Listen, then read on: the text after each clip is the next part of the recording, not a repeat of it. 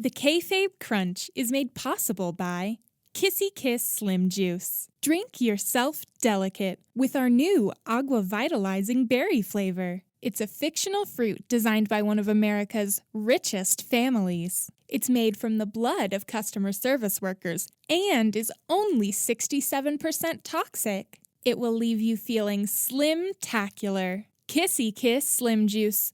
Mwah! The Kayfabe Crunch. If you smell what the news is cooking. Good day. I'm David Diving Headbutt, and this is your Kayfabe Crunch for Saturday, January 4th, 2020. Welcome everyone to the new decade. To celebrate, we're going to play our part in increasing hostilities between rival wrestling companies. As a news media outlet, we thrive on the coverage of war. So let us assure you that NXT is rancid pork and AEW is the absolute bee's tits. And simply flip those statements if you believe the opposite. Happy New News, everyone!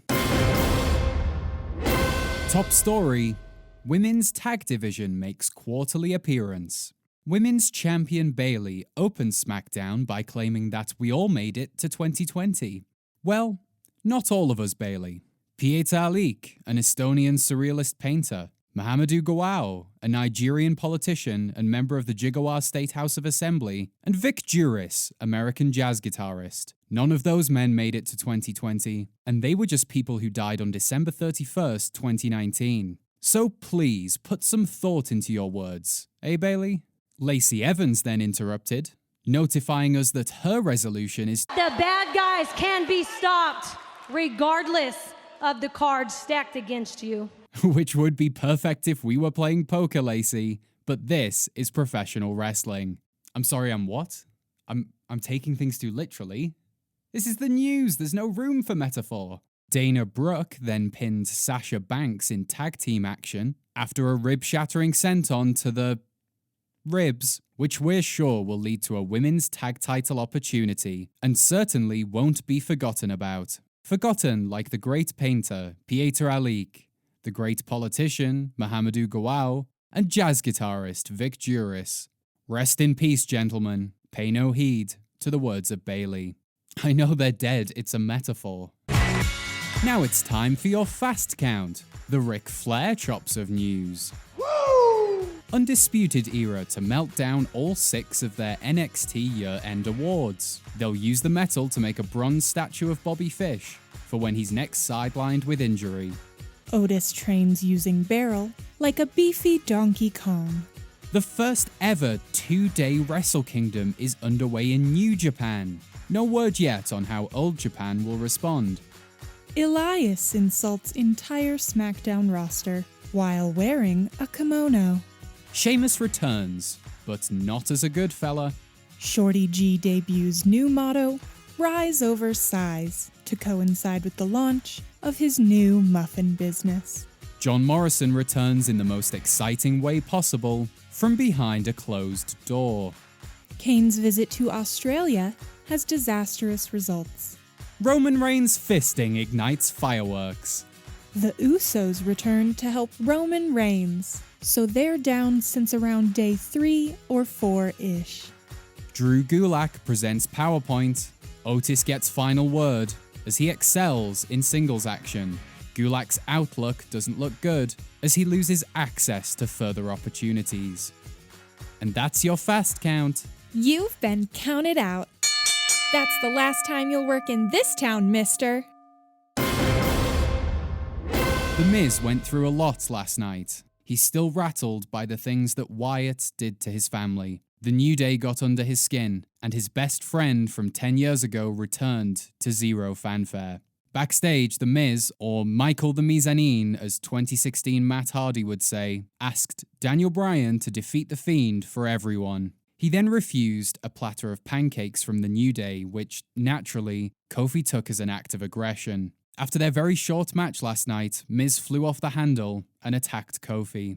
This is likely due to Miz having PTSD, or pancakes too sickly disease. It's where even just the sight of panned cake sends you into a sort of dizzy spell that makes you feel as angry as a magpie that's just had its hoard repossessed by the local authority.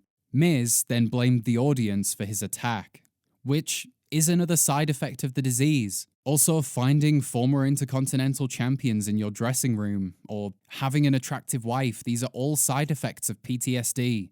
Ignore what doctors tell you. It's the season of returns in WWE, with the Royal Rumble right around the corner and a raucous night of returning superstars on the first live show of the decade. We had our very junior analyst, Christopher Litmus, take a look at the potential returns we could see very soon. Over to you, Chris. Thank you, David. Last night, we saw the return of Sheamus, John Morrison, and the Usos. That's right, we're starting this new decade with the exact same faces as the last one. But WWE is a revolving door of talent, and many of the superstars who vanished off the face of the universe are still ring ready. This week I spent countless hours analysing WWE alumni, which, as it turns out, is over 600 names. The Kayfabe Crunch bosses didn't let me eat, sleep, or water my cactus until I could present my findings. So here we go. The top 6 superstars who could return to WWE in 2020. Number 1, Mike Knox. At the plump age of 41, Knox still has at least one good year left in him. We've seen his ex-girlfriend, Kelly Kelly, at a handful of WWE events recently. So who knows?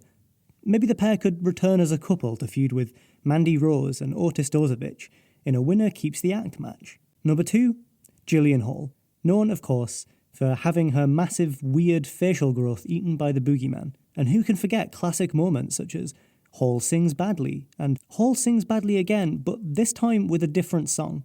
A return from Hall could help fill out some of those quieter moments during the 3 hours that Raw gives us. Number 3, Jacques Rougeau. With the surprising success from former tag team partner PCO in Ring of Honor, perhaps it's time for the other half of the Quebecers to mount a return to the WWE. No, but seriously, he's 58. It's probably not a great idea. Number 4, Hornswoggle.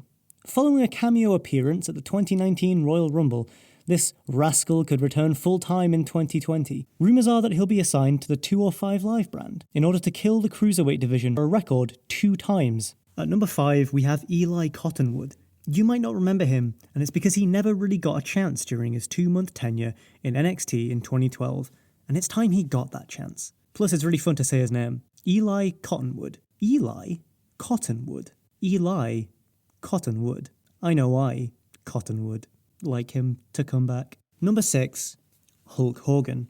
It was back in 2015 that the public finally watched the Hulkster's sex tape and discovered, to our disappointment, that our favourite leathery relic of the past was a self-admitted racist. We here at The Crunch in no way endorse his return, but it goes without saying that the WWE are very likely to welcome Hogan back with open arms in the coming years. Sorry, what? They already brought him back. How long did they wait? Just 3 years? What's the point of me doing this list? No, I made this list to predict returns, but if they just bring back the racist, I could put anyone on this list. There is no point in the And finally, number 7, John Cena. You may remember many of John's early film releases. Certified classics such as Daddy's Home 2, Surf's Up 2, Wave Mania, and Transformers 6, Bumblebee. But what did he do last year? Nothing. It's time for this daddy to come home. His time in Hollywood is up, and his time back in WWE is now. Okay, I've recorded the list. Can I go now? I work 2 other jobs just so I can make rent, and I've already missed like a load of shifts. Also, this studio's really hot, and I think it might be completely airtight. Please let me out. No. And it's just time to take a look at the headlines the Sunday newspapers will be leading with. The grappling ogler is going with Morrison's minor moments and Miz's mixed messages, more Monday. The alliteration is really getting forced over there, isn't it, Dave Melter? The Grandstand latest has New Year's Dynamite, most explosive night of TV ever. Don't question it, don't ask anyone else. Sect Addict are leading with 5 shocking returns on WWE SmackDown. Number 4 will blow your balls off. And finally, Pro Wrestling Duvet has no Sunday edition, due to Ryan Duvet collecting a massive paycheck from WWE. Join us Tuesday when we'll have all the latest from Monday Night Raw, and come back next Saturday when Big E will once again say the N-word. This has been the Kayfabe Crunch, your not quite daily, not quite news, bump for the world of professional wrestling. The Kayfabe Crunch is made possible by Kissy Kiss Slim Juice. If you send us a hunk of your fatty flesh fat, we'll send you one of our Kissy Kiss sample sets. Try all of our exciting new flavors, such as Margarana, Minty Lemon Cherry Blast, Kardashian Cola Crush, Anorexa Chloride, and Bleach.